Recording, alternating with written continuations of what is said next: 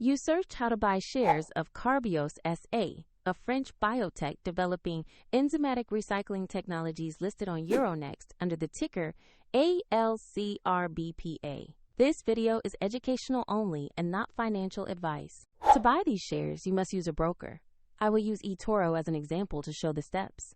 After registering, you will need to verify your account, usually by uploading an identity document, and then add funds to trade. Use the platform search bar and enter the ticker ALCRB.PA to find Carbios.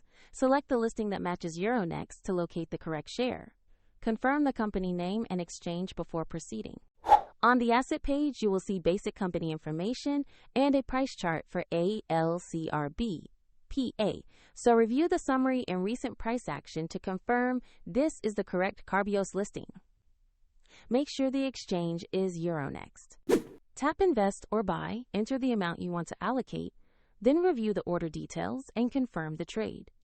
If the market is closed, your order will be queued and executed when the market reopens.